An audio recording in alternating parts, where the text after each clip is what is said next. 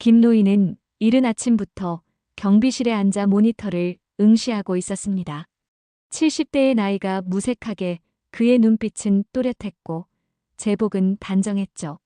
아파트 주차장 입구에서 차량 번호를 확인하고 인사를 건네는 일상이 그에게는 소소한 즐거움이었습니다.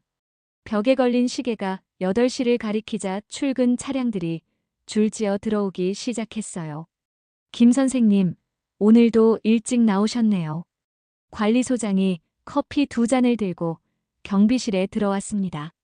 김노인은 미소를 지으며 커피를 받았어요. 일하는 게 심심하지 않아서 좋습니다. 집에만 있으면 노인네 소리 듣게 되니까. 실제로 김노인은 이 일이 필요해서 하는 것이 아니었어요. 외국계 기업의 임원으로 30년을 근무하고 은퇴한 그는 경제적으로 충분히 여유로웠죠.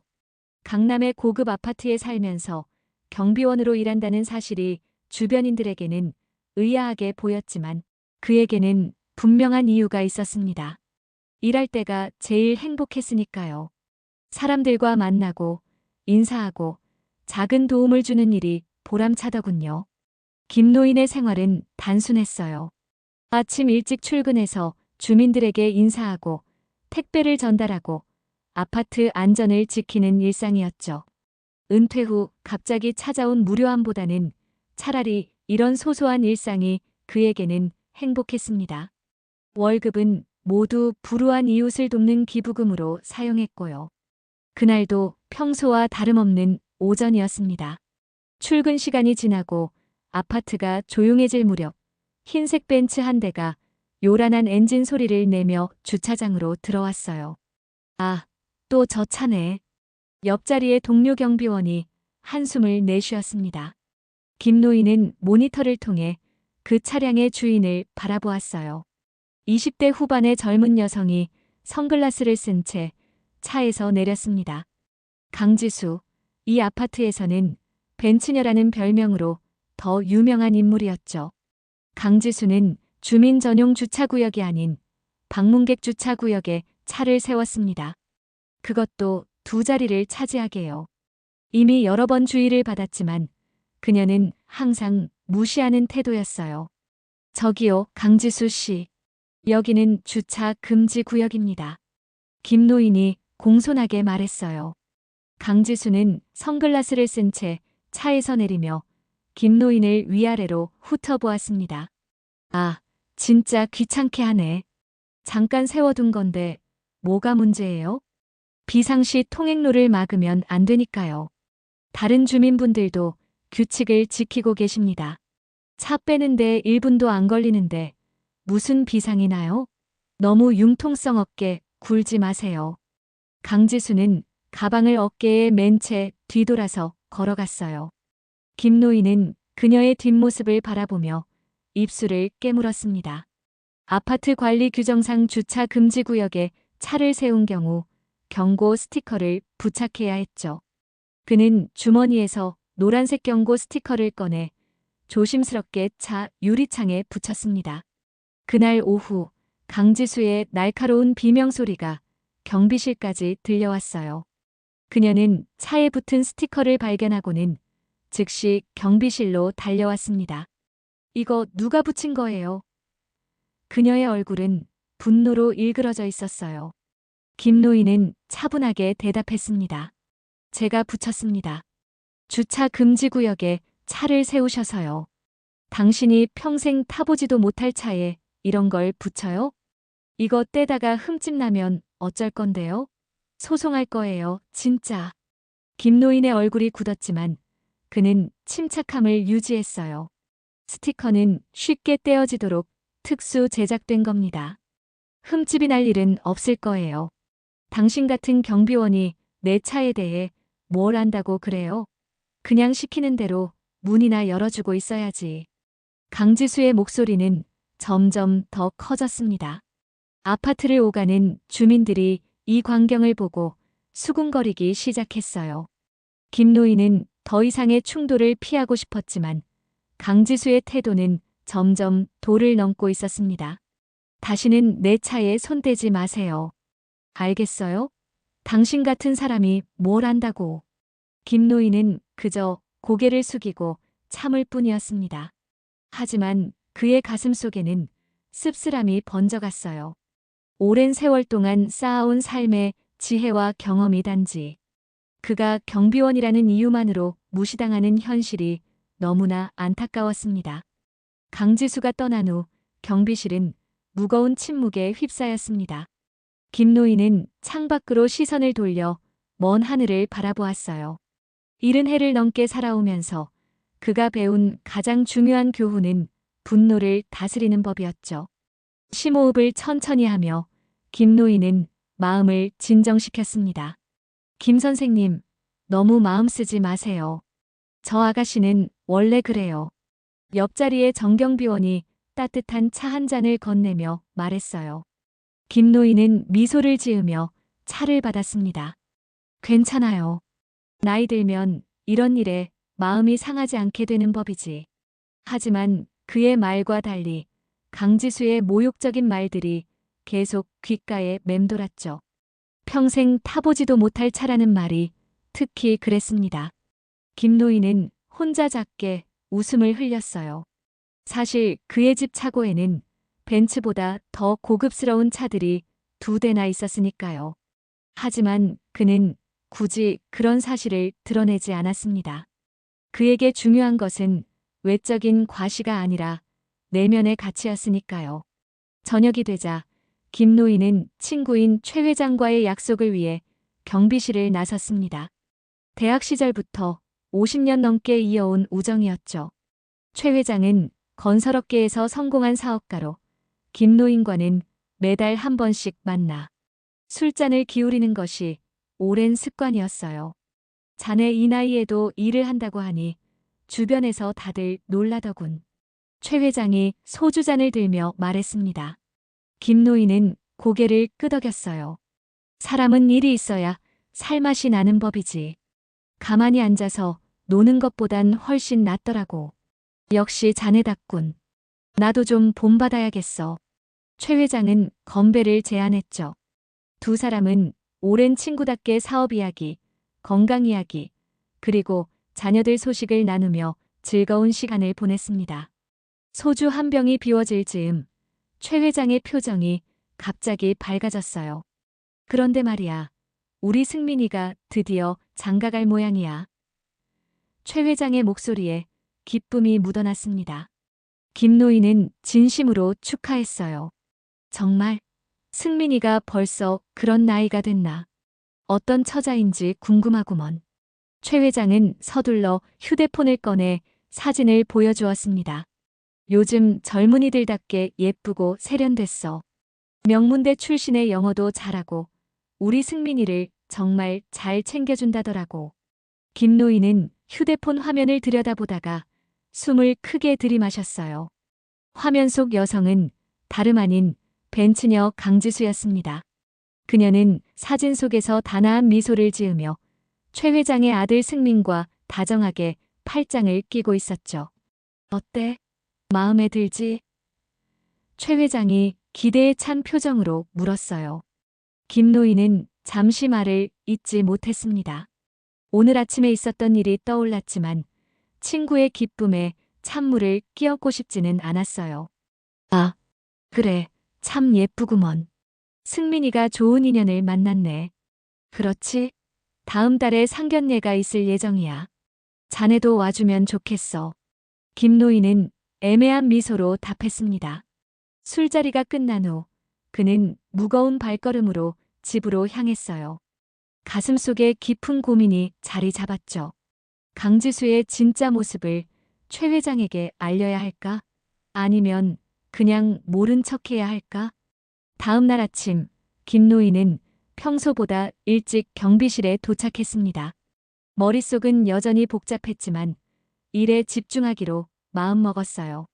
그러나 오전 10시쯤 하얀 벤츠가 다시 아파트 정문으로 들어왔습니다. 이번에도 강지수는 주차 금지 구역에 차를 세웠어요. 하지만 이전과 달리 김노인은 그녀에게 다가가지 않았습니다. 대신 창밖으로 지켜보기만 했죠. 강지수가 뭔가 통화를 하며 차에서 내리는 모습이 보였습니다. 그래, 오빠 걱정 마. 상견례 때 완벽하게 준비할게. 최 회장님과 가족들한테 좋은 인상 남길 거야.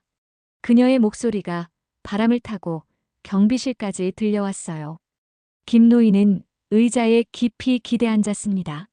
강지수가 최 회장의 며느리가 된다면 그 생각만으로도 가슴이 답답했어요. 최 회장은 정직과 성실을 무엇보다 중요시하는 사람이었습니다. 그런 최 회장의 아들이 강지수와 결혼한다면 그 가정에 어떤 불행이 찾아올지 상상하기 싫었죠. 하지만 내가 과연 이런 일에 끼어들어야 하나. 김노인은 혼잣말처럼 중얼거렸습니다. 그의 고민은 깊어만 갔어요. 자신의 경험만으로 강지수를 판단하는 것이 옳은 일일까? 그녀가 최 회장 가족 앞에서는 다른 모습을 보일 수도 있지 않을까? 하지만 50년 지기 친구에게 진실을 말하지 않는 것도 옳지 않았습니다. 김노인은 깊은 생각에 잠겨 창밖을 바라보았어요.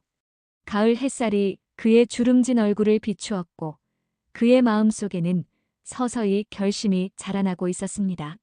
며칠이 지났지만 김노인의 마음속 갈등은 더욱 깊어져만 갔습니다. 아침마다 경비실에 출근하는 발걸음이 무거웠어요. 친구의 행복과 진실 사이에서 그는 깊은 고민에 빠져 있었죠. 김 선생님, 괜찮으세요? 요즘 좀 피곤해 보이시는데. 동료 경비원 박 씨가 걱정스러운 눈빛으로 물었습니다. 김노인은 희미한 미소를 지으며 고개를 끄덕였어요. 나이 들면 가끔 그런 날도 있는 법이지. 걱정 마시게. 그날 오후 김노인이 단지 내 순찰을 돌던 중이었습니다. 멀리서 익숙한 엔진 소리가 들려왔어요. 하얀 벤츠가 빠른 속도로 주차장으로 들어오더니 갑자기 급브레이크를 밟았습니다. 강지수가 차에서 뛰어나와 주차된 차량 주인에게 소리치기 시작했죠. 이 차 주인 누구예요? 내 자리에 차를 댄 사람이 누구냐고요. 아파트 주민 한 여성이 조심스럽게 다가왔어요. 죄송합니다. 제 차인데요.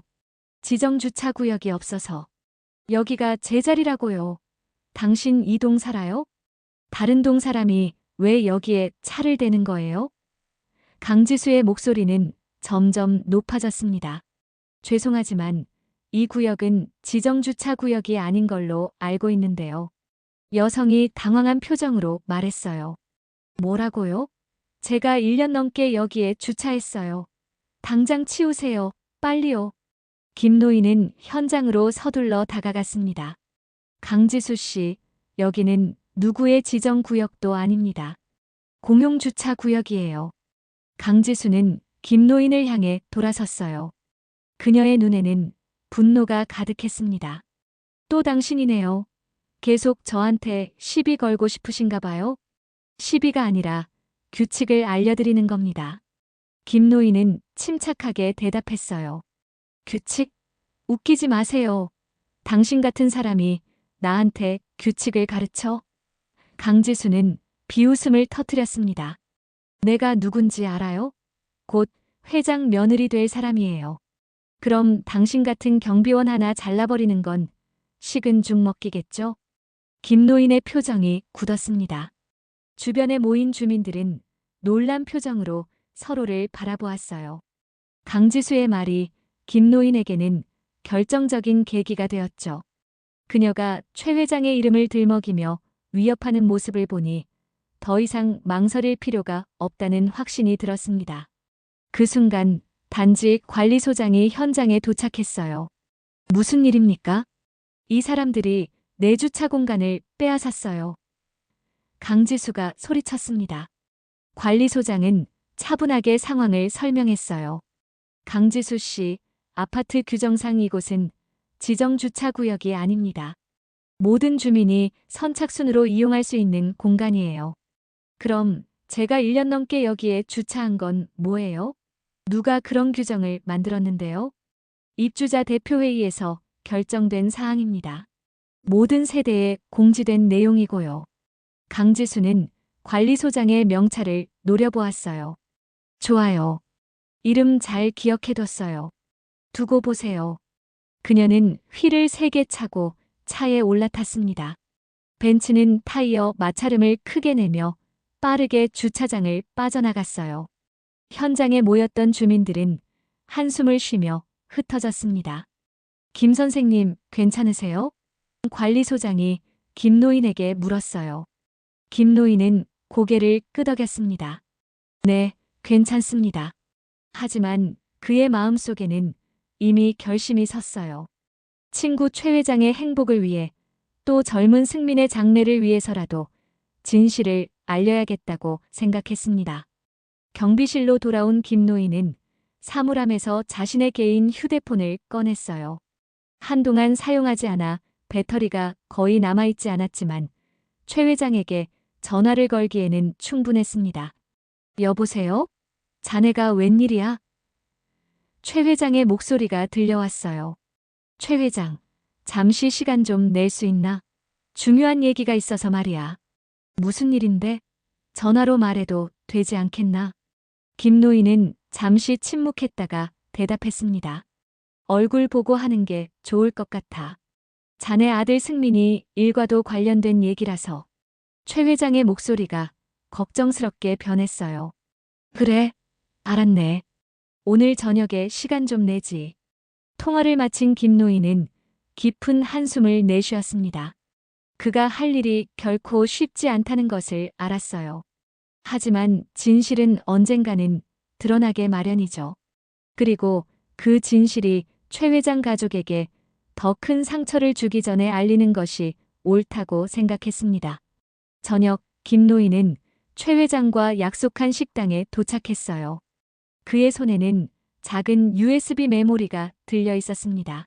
아파트 관리소에서 허락을 받아 복사한 CCTV 영상이었죠. 거기에는 강지수가 경비원들과 주민들에게 보인 오만한 태도가 고스란히 담겨 있었습니다. 최 회장은 이미 자리에 앉아 김노인을 기다리고 있었어요. 자네 얼굴이 왜 그리 심각한가? 무슨 일인지 말해보게. 김노인은 천천히 의자에 앉으며 깊은 숨을 들이마셨습니다. 오랜 우정을 지켜온 친구에게 이런 이야기를 해야 한다는 것이 가슴 아팠지만 그는 용기를 내어 입을 열었어요. 최 회장, 자네 아들 승민이가 만나는 여자에 대해 내가 알고 있는 것이 있네. 최 회장의 표정이 순식간에 굳어졌습니다. 김노인의 심각한 목소리에서 좋지 않은 소식이 담겨 있음을 직감했어요. 무슨 말이지? 지수에 대해 뭘 알고 있는 거야? 김노인은 잔에 담긴 물을 한 모금 마시고 천천히 말을 이었습니다. 사실, 강지수 씨는 내가 일하는 아파트 주민이야. 그리고 주민들 사이에서는 벤츠녀라는 별명으로 불리고 있지. 벤츠녀? 그게 무슨 의미인데? 최 회장의 눈빛이 날카로워졌어요. 그녀가 타는 차 때문에 붙은 별명이 아니라. 김노인은 잠시 말을 멈추고 친구의 눈을 바라보았습니다. 그녀의 행동 때문에 붙은 별명이네. 김노인은 천천히 USB를 테이블 위에 올려놓았어요. 이 안에는 아파트 CCTV에 찍힌 영상들이 있어 강지수 씨가 경비원들과 주민들에게 어떻게 행동하는지 보여주는 영상이지. 최 회장은 의심스러운 눈빛으로 USB를 바라보았습니다. 자네가 이런 일을 하다니. 이게 정말 필요한 행동인가? 내가 이런 일을 하는 것도 마음이 편치 않아. 하지만 50년 지기 친구로서 또 승민이의 장래를 생각하는 어른으로서 알려야 한다고 생각했네. 김노인의 목소리에는 진심이 묻어났어요. 최 회장은 한동안 말없이 USB를 바라보다가 주머니에 넣었습니다. 알았네. 확인해 보겠어. 그날 밤 김노인은 잠을 이루지 못했어요. 친구의 신뢰를 저버린 것은 아닌지, 자신이 한 일이 올바른 결정이었는지 계속해서 고민했습니다. 아침이 밝아올 무렵 그는 겨우 눈을 감을 수 있었어요. 다음 날 아침 김노인은 평소보다 피곤한 몸을 이끌고 경비실로 향했습니다. 하루 종일 최 회장에게서 연락이 없었어요. 아마도 영상을 보고 충격을 받았을 테지. 또는 자신의 말을 믿지 않았을 수도 있었죠. 오후 3시쯤 김노인의 휴대폰이 울렸습니다. 최 회장이었어요. 영상 봤네. 최 회장의 목소리는 무겁게 가라앉아 있었습니다. 정말 믿기지가 않아. 미안하네, 친구. 김노인이 진심 어린 목소리로 말했어요. 미안해할 필요 없어. 오히려 고맙네. 이런 사실을 모르고 승민이가 결혼했다면. 최 회장은 말을 잇지 못했습니다. 어떻게 할 생각인가? 일단 승민이에게는 말하지 않았어. 섣불리 이야기했다가 오히려 반발할까봐 걱정되네. 상견례는 예정대로 진행하고 그 자리에서 지수의 진면목을 확인해 봐야겠어. 김노인은 불안한 마음으로 물었어요. 그래도 괜찮을까? 걱정 마. 내 아들의 행복이 달린 일이야. 감정적으로 대처하지는 않을 테니. 최 회장의 목소리에는 결연함이 담겨 있었습니다. 통화가 끝난 후 김노인은 복잡한 감정에 사로잡혔어요.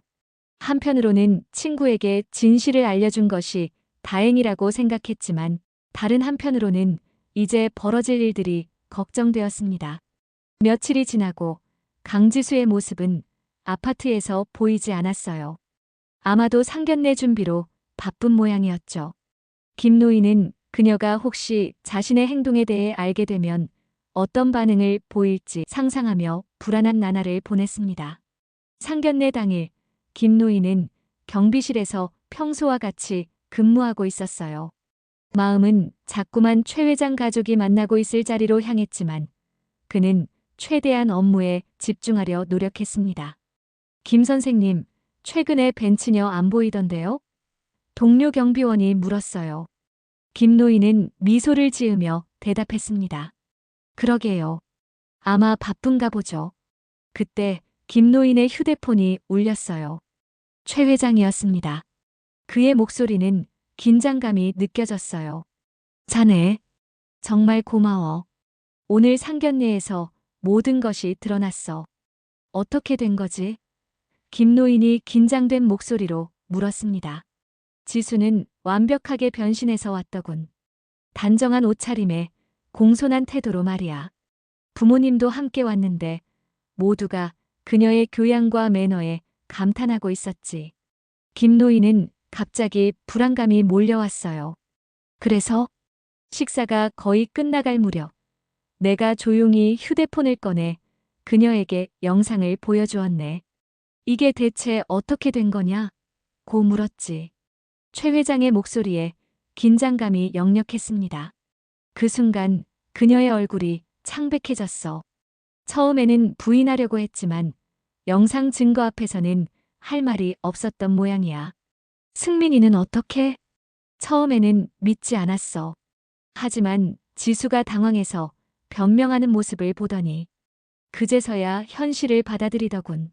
결국 자리는 엉망이 되었고 지수 가족은 서둘러 자리를 떠났네. 김노인은 깊은 한숨을 내쉬었습니다. 정말 미안하네, 친구. 이런 결과를 가져오게 해서 미안해할 것 없어. 오히려 고마워. 자네 덕분에 우리 가족이 큰 실수를 면했어. 최 회장의 목소리에는 진심 어린 감사함이 담겨 있었어요. 통화가 끝난 후 김노인은 복잡한 감정을 추스르며 창밖을 바라보았습니다. 비록 좋은 결말은 아니었지만 그는 자신이 올바른 일을 했다고 믿었어요. 때로는 진실이 아프더라도 그것이 결국에는 모두를 위한 길이라는 것을 알고 있었습니다. 상견례 사건이 있은 지 이틀 후 김노인이 아파트 단지를 순찰하고 있을 때였습니다. 멀리서 하얀 벤츠가 빠른 속도로 정문을 통과하는 모습이 보였어요. 차는 주차장에 급정거했고 강지수가 차에서 뛰어내렸습니다.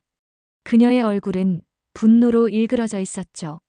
당신, 바로 당신이죠. 그녀는 김노인을 향해 곧장 걸어오며 소리쳤습니다. 김노인은 침착하게 그 자리에 서서 그녀를 기다렸어요. 이런 상황이 올 것이라고 예상은 했지만 막상 마주하니 가슴이 조금 뛰었습니다. 최 회장님한테 영상을 넘긴 사람이 당신이라고요. 어떻게 그럴 수 있어요? 강지수의 목소리는 떨리고 있었어요. 김노인은 차분하게 대답했습니다. 맞습니다. 제가 그랬어요. 강지수는 잠시 말문이 막힌 듯 했습니다. 아마도 부인할 거라 생각했던 모양이었죠. 왜요? 제가 당신한테 무슨 잘못을 했길래? 잘못이라기보다는 김노인은 말을 고르며 천천히 대답했어요. 진실을 알려야 한다고 생각했습니다. 그게 최 회장님과 그 가족을 위한 일이라고 판단했어요. 당신이 뭔데요? 뭔 자격으로 남의 인생에 끼어드는 거예요? 그녀의 눈에는 눈물이 고이기 시작했습니다. 김노인은 고개를 살짝 숙였어요. 최 회장님은 50년 지기 친구입니다. 친구의 아들이 행복하길 바라는 마음이었어요. 강지수는 갑자기 웃음을 터뜨렸습니다. 그러나 그것은 기쁨의 웃음이 아니라 비통함과 분노가 섞인 웃음이었죠. 친구라고요? 그 나이 먹은 경비원이 최 회장님 친구라고요? 거짓말도 분수가 있어야죠. 김노인은 묵묵히 그녀의 말을 들었습니다. 자신의 지위나 재산에 대해 해명할 필요를 느끼지 않았어요. 오히려 그녀의 반응이 자신의 판단이 옳았음을 확인시켜주는 것 같았습니다. 당신 때문에 모든 게 망쳐졌어요. 알아요? 승민 오빠랑 결혼하기 위해 얼마나 노력했는지. 강지수의 목소리가 점점 작아졌어요.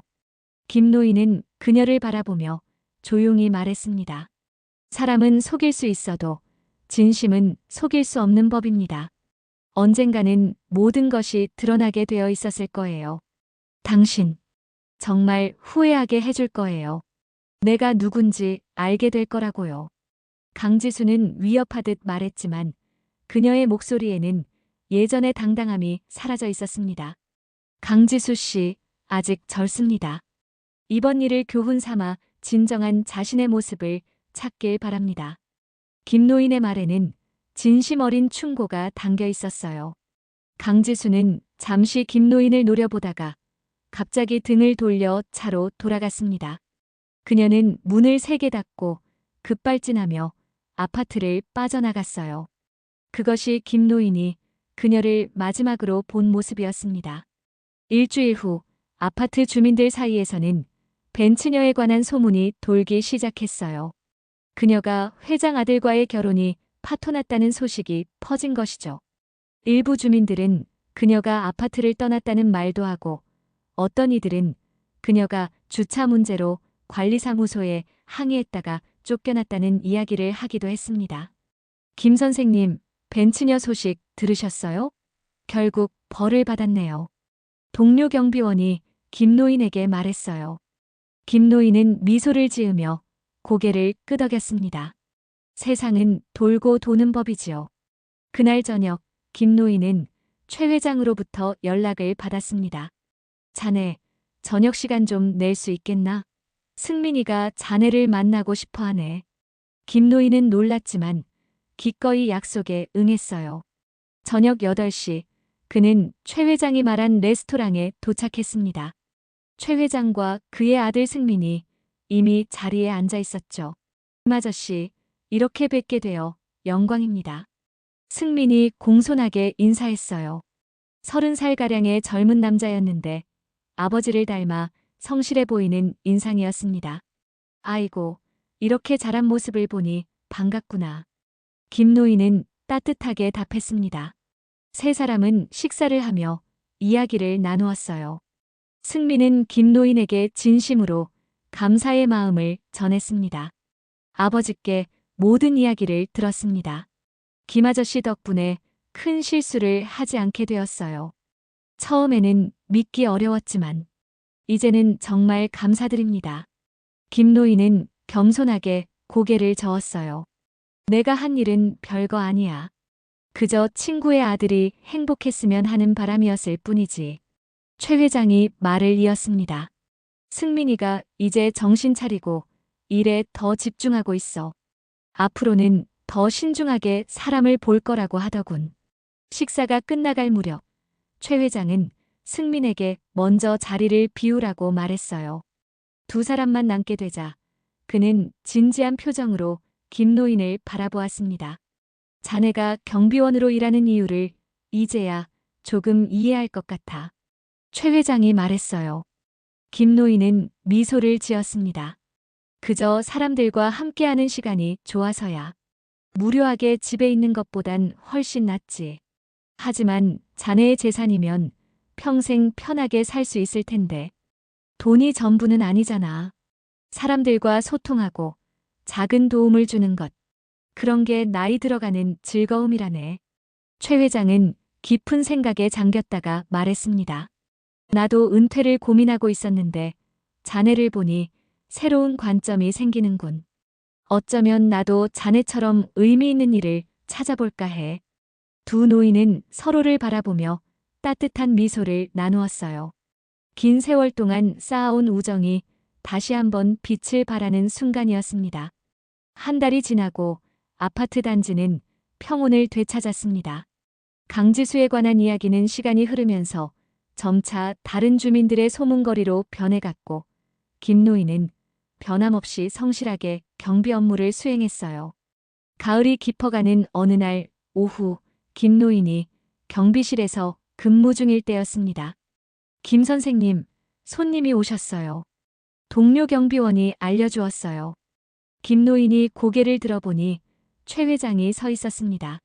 이런, 최 사장, 무슨 일로 여기까지? 최 회장은 환한 미소를 지으며 경비실로 들어왔어요. 친구 얼굴 보러 왔지.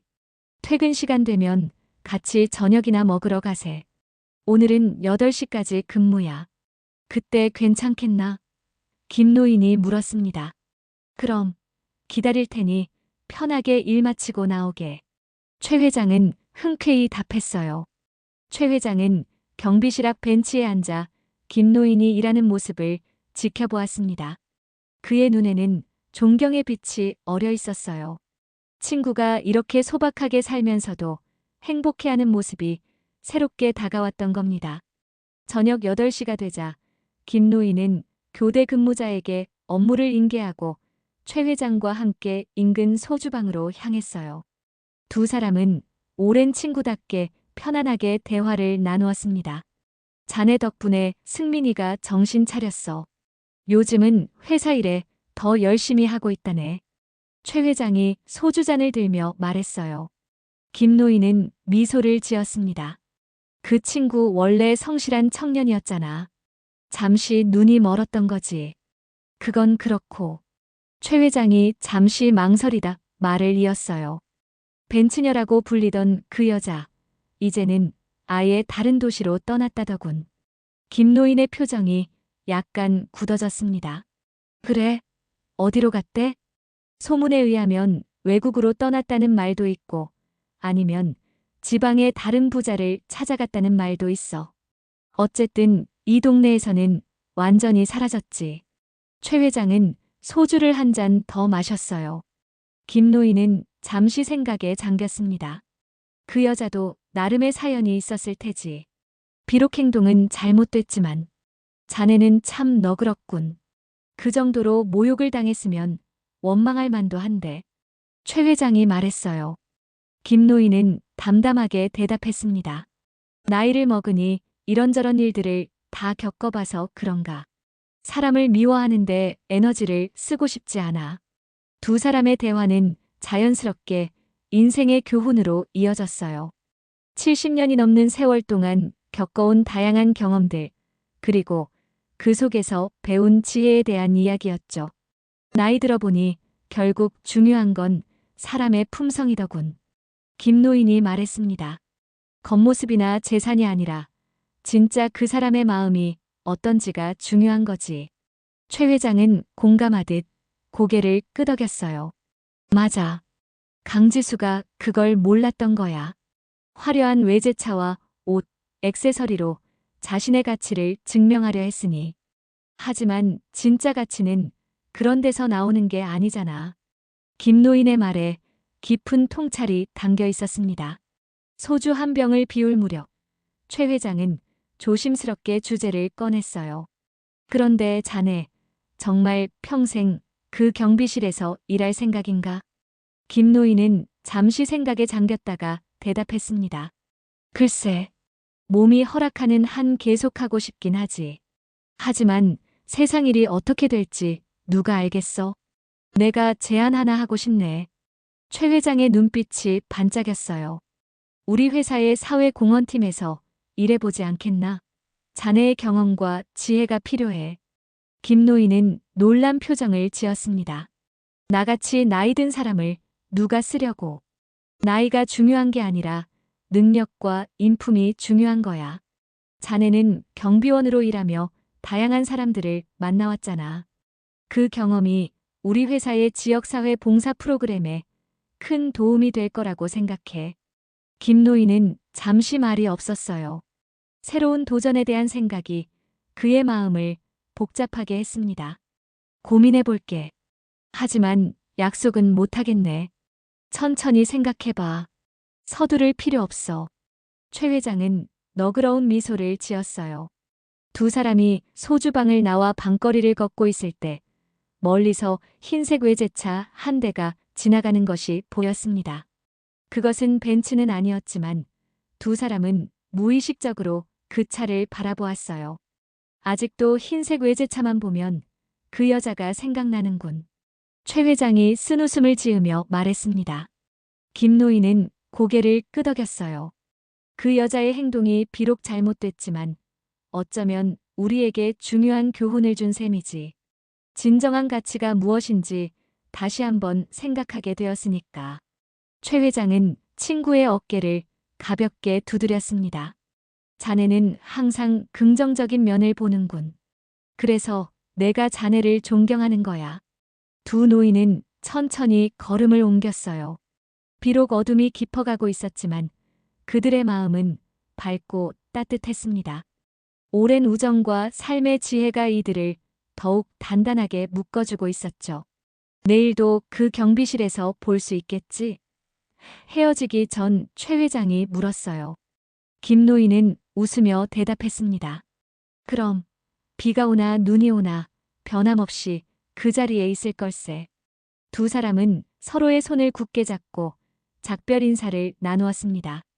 각자의 삶으로 돌아가면서도 그들의 마음속에는 오늘의 만남이 따뜻한 기억으로 남았어요. 아침 해가 떠오를 무렵 김노인은 경비실로 향하는 익숙한 길을 걸었습니다. 오늘은 유독 공기가 상쾌했고 가을의 향기가 짙게 느껴졌어요. 그는 어제 최 회장과 나눈 대화를 생각하며 미소 지었습니다. 새로운 도전에 대한 제안이 그의 마음 한구석에 자리 잡고 있었죠. 김 선생님, 일찍 오셨네요. 방 근무를 마치고 퇴근 준비를 하던 박경비원이 인사했습니다. 김노인은 고개를 끄덕였어요. 아침 공기가 좋아서 일찍 나왔네. 별일 없었나? 네, 조용한 밤이었습니다. 아, 그런데 어젯밤에 관리사무소에서 공지가 내려왔어요. 주차장 재배치 관련해서요. 김노인은 관심을 보이며 공지문을 살펴보았습니다. 아파트 주차 규정이 새롭게 정비되고 지정주차구역과 방문객 주차구역이 명확히 구분된다는 내용이었어요. 마침내 오랫동안 주민들이 요구해온 변화가 이루어지는 순간이었죠. 이제 벤츠녀 같은 사람이 나타나도 주차 문제는 없겠군. 박경비원이 웃으며 말했어요. 김노인은 미소를 지었습니다. 그러게. 규칙이 명확하면 다툼도 줄어들지. 아침 근무가 시작되자 김노인은 평소처럼 단지 안을 순찰했습니다. 주민들은 그를 보면 밝게 인사했고 어떤 이들은 잠시 멈춰 날씨 이야기나 근황을 물었어요. 오랜 시간 성실히 일해온 덕분에 그는 주민들 사이에서 존경받는 존재가 되었습니다. 점심시간이 지난 후 김노인의 휴대폰이 울렸어요. 최 회장이었습니다. 여보세요? 최 회장, 자네 좋은 소식이 있어. 승민이가 새 사업을 시작한다네. 지역 청년들을 위한 취업 지원 사업이야. 김노인은 놀랐습니다. 오, 그거 훌륭한데. 언제부터 그런 관심이 생겼나? 벤츠녀 사건 이후로 많은 생각을 했다더군. 물질적인 가치만 줬던 사람들이 어떻게 변해가는지 보면서 진정으로 가치 있는 일을 하고 싶다고 하더라고. 김노인의 가슴이 따뜻해졌어요. 그 친구가 좋은 방향으로 변화했군. 정말 기쁜 소식이야. 그래서 말인데, 자네가 그 사업의 자문위원으로 참여해주면 어떨까 해. 자네의 경험과 지혜가 젊은이들에게 큰 도움이 될 거야. 김노인은 잠시 생각에 잠겼습니다. 그의 마음속에는 새로운 도전에 대한 설렘이 피어올랐어요. 좋은 제안이네. 내가 할 수 있는 일이라면 기꺼이 도울게. 통화를 마친 후 김노인은 창밖을 바라보았습니다. 단지 내 아이들이 놀이터에서 뛰어노는 모습, 노인들이 벤치에 앉아 담소를 나누는 모습이 보였어요. 이 모든 일상 속에서 그는 자신의 역할을 찾아왔고, 이제 또 다른 방식으로 사회에 기여할 기회가 생겼습니다. 오후 근무 중 아파트 관리소장이 경비실을 찾아왔어요. 김 선생님, 잠시 이야기 좀 나눌 수 있을까요? 물론이죠. 무슨 일인가요? 김노인이 물었습니다. 관리소장은 조심스럽게 말을 꺼냈어요. 사실은 벤츠녀 사건 이후로 주민분들이 김 선생님을 아파트 주민 자치회 고문으로 모시고 싶다는 의견이 많습니다. 경험과 지혜로 아파트 공동체를 더 좋은 방향으로 이끌어 주셨으면 해서요. 김노인은 놀란 표정을 감추지 못했습니다. 저야 별로 한 일이 없는데. 아닙니다. 선생님께서 규칙을 공정하게 적용하시고 주민들을 진심으로 대하시는 모습이 모두에게 큰 귀감이 되고 있어요. 특히 벤츠녀 사건을 통해 진정한 인품의 중요성을 많은 주민들이 깨닫게 되었습니다. 김노인은 겸손하게 고개를 숙였어요. 과분한 말씀입니다. 하지만 제가 도울 수 있다면 기꺼이 그렇게 하겠습니다. 관리소장이 떠난 후 김노인은 깊은 생각에 잠겼습니다. 단순히 시간을 보내기 위해 시작했던 경비원 일이 이제는 그의 삶에 새로운 의미를 부여하고 있었어요.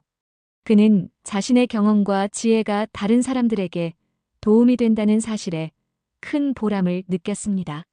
퇴근 시간이 다가올 무렵 김노인은 문득 자신의 차고에 있는 고급 외제차들을 생각했어요. 그는 차를 타고 다니는 것보다 걸어 다니는 것을 더 좋아했기에 차들은 대부분 차고에서 먼지만 쌓이고 있었습니다. 어쩌면 그 차들을 팔아서 승민이의 새 사업에 투자하는 것도 좋은 생각이겠군. 그는 생각했어요. 그날 밤 김노인은 오랜만에 자신의 일기장을 펼쳤습니다. 그는 오늘 있었던 일들과 자신의 감정, 그리고 앞으로의 계획들을 꼼꼼히 적어내려갔어요. 오늘 나는 다시 한번 깨달았다. 진정한 행복은 소유가 아닌 나눔에서 온다는 것을. 강지수는 타인을 깎아내리며 자신의 가치를 높이려 했지만 결국 그 방식은 그녀 자신을 불행하게 만들었다. 반면 나는 경비원이라는 소박한 직업을 통해 많은 사람들과 소통하고 작은 도움을 주며 큰 행복을 느꼈다. 이제 새로운 도전이 기다리고 있다. 최 회장의 아들 승민이의 사업에 참여하고 아파트 주민 자치회 고문으로 활동하게 될 것이다. 나이가 들수록 더 많은 기회가 찾아오는 것 같다. 삶은 정말 신비롭구나. 그는 일기장을 덮고 창밖으로 밤하늘을 바라보았습니다. 별들이 반짝이는 모습이 마치 그의 마음속에 피어오른 희망과도 같았어요. 김노인은 내일이 기대되었습니다. 새로운 하루, 새로운 도전, 그리고 더 많은 나눔의 기회가 그를 기다리고 있었으니까요. 김노인은 경비원 생활을 마무리하는 마지막 날을 맞이했습니다. 아침 일찍부터 그는 평소보다 더 꼼꼼하게 유니폼을 정돈하고 경비실로 향했어요. 이제 다른 역할로 아파트와 인연을 이어가겠지만 이 경비실과의 작별은 그에게 특별한 의미가 있었습니다. 김 선생님, 오늘이 마지막 근무일이시죠? 동료 경비원이 아쉬운 표정으로 물었어요. 김 노인은 미소를 지었습니다. 그렇네. 하지만 이제 아파트 주민 자치회 고문으로 일하게 되니 자주 볼 수 있을 거야. 그래도 이 경비실이 선생님 없이 허전할 것 같습니다. 동료의 목소리에는 진심 어린 아쉬움이 담겨 있었어요. 김 노인은 마지막으로 단지 안을 순찰하기 시작했습니다. 예전에는 그저 의무감으로 시작했던 일이 이제는 그에게 큰 애착을 주는 일과가 되었죠. 아침 공기를 마시며 걷는 동안 그는 지난 시간을 돌아보았어요. 주민들은 그가 지나가는 모습을 보고 인사를 건넸습니다. 어떤 이들은 그의 새로운 역할에 축하 인사를 전하기도 했죠. 김 노인은 모든 인사에 따뜻하게 답했어요. 비록 경비원이라는 직책은 내려놓지만 이 공동체의 일원으로서 그의 역할은 계속될 것이었습니다. 오전 11시 아파트 관리사무소에서 작은 송별회가 열렸어요. 많은 주민들이 찾아와 김 노인에게 감사의 마음을 전했습니다. 김 선생님, 언제나 공정하고 친절하게 우리를 대해주셔서 정말 감사했습니다. 한 주민이 말했어요. 벤츠녀 사건 때 선생님 덕분에 우리 아파트가 더 화합하는 계기가 됐어요. 다른 주민이 덧붙였습니다. 김 노인은 겸손하게 고개를 숙였어요. 제가 한 일은 별것 없습니다. 그저 제 역할을 다했을 뿐이죠. 송별회가 끝난 후 김 노인은 경비실로 돌아와 자신의 소지품을 정리했습니다. 작은 사물함 안에는 그가 이곳에서 보낸 시간의 흔적들이 담겨 있었어요. 단지 지도, 근무 수첩, 그리고 주민들이 가끔 선물해준 작은 간식들의 포장지까지. 그는 모든 것을 천천히 정리하며 하나하나에 담긴 추억을 되새겼습니다. 오후 3시 최 회장이 경비실을 찾아왔어요. 자네 마지막 근무를 함께 하러 왔네. 김 노인은 반가운 미소를 지었습니다. 고맙네. 일부러 찾아와 주다니. 어제 승민이와 회의를 했어. 자네의 자문 역할이 매우 중요하다고 생각하더군. 청년들을 위한 멘토링 프로그램도 구상 중이야. 김 노인의 눈이 반짝였어요. 좋은 생각이야. 젊은이들에게 우리의 경험이 도움이 된다면 더할 나위 없지. 두 노인은 경비실 앞 벤치에 앉아 가을 햇살을 즐겼습니다. 단풍이 물든 나무들이 바람에 흔들리며 아름다운 풍경을 만들어내고 있었어요. 자네 생각해보면 참 신기한 일이야. 최 회장이 말했습니다. 강지수라는 한 여자의 오만함이 이렇게 많은 변화를 가져오다니. 김 노인은 고개를 끄덕였어요. 세상 일이란 참 예측할 수 없는 법이지. 그 사건이 없었다면 나는 계속 이 경비실에서만 일했을 테고 승민이도 새로운 사업을 시작하지 않았을지도 모르지. 때로는 나쁜 경험이 좋은 결과를 가져오기도 하는 법이야. 최 회장의 말에는 깊은 통찰이 담겨 있었습니다. 저녁이 다가오자 김 노인은 마지막 교대 시간을 맞이했어요. 그는 새로운 경비원에게 업무를 인계하며 세심하게 설명했습니다. 주민들은 각자 다른 성격을 가지고 있어요. 그들의 특성을 이해하고 대하면 일이 훨씬 수월해집니다. 김 노인이 조언했어요. 새 경비원은 경청하며 고개를 끄덕였습니다. 김 선생님처럼 존경받는 경비원이 되고 싶습니다. 많은 것을 배우겠습니다. 마침내 업무 인계가 끝나고 김 노인은 경비실 문을 나섰습니다. 최 회장이 그를 기다리고 있었어요. 이제 어디로 갈까? 최 회장이 물었습니다. 김 노인은 주변을 둘러보았어요. 아파트 단지의 불빛들이 하나둘 켜지기 시작했고 퇴근하는 주민들이 속속 돌아오고 있었습니다. 이제 그는 더 이상 이들을 지켜보는 경비원이 아니라 다른 방식으로 도움을 주는 조언자가 될 것이었죠. 저녁이나 먹으러 가세. 오늘은 내가 살 테니. 김 노인이 말했어요. 두 노인은 나란히 아파트 단지를 빠져나왔습니다. 가로등 불빛 아래 그들의 그림자는 길게 늘어져 있었어요. 김 노인은 문득 걸음을 멈추고 뒤를 돌아보았습니다. 그가 일했던 경비실이 멀리서 작게 보였어요. 무슨 생각을 하나? 최 회장이 물었습니다. 김노인은 미소를 지었어요. 새로운 시작에 대해 생각하고 있었네. 나이가 들수록 오히려 더 많은 기회가 찾아오는 것 같아. 그래, 우리의 인생은 아직 끝나지 않았어. 오히려 이제부터 더 의미 있는 일을 할 수 있을지도 모르지. 두 노인은 다시 걸음을 옮겼습니다. 그들의 앞에는 새로운 도전과 가능성이 펼쳐져 있었어요. 비록 벤츠녀 사건은 불쾌한 경험이었지만 그것이 가져온 변화는 오히려 모두에게 긍정적인 영향을 미쳤습니다. 김노인의 마음속에는 이제 과거에 대한 아쉬움보다 미래에 대한 기대가 가득했어요. 그는 자신의 경험과 지혜를 나누며 더 많은 사람들에게 도움을 줄 수 있다는 사실에 큰 보람을 느꼈습니다. 밤하늘에 별들이 반짝이기 시작했고 가을바람이 두 노인의 발걸음을 따라 부드럽게 불어왔어요. 김 노인은 최 회장과 함께 천천히 걸으며 생각했습니다. 인생은 참 신비롭구나. 때로는 예상치 못한 사건이 우리를 더 나은 방향으로 이끌어주기도 하니. 그렇게 벤츠녀의 오만함은 역설적으로 많은 사람들에게 진정한 가치가 무엇인지 깨닫게 해주었고, 김노인에게는 새로운 인생장을 열어주는 계기가 되었습니다.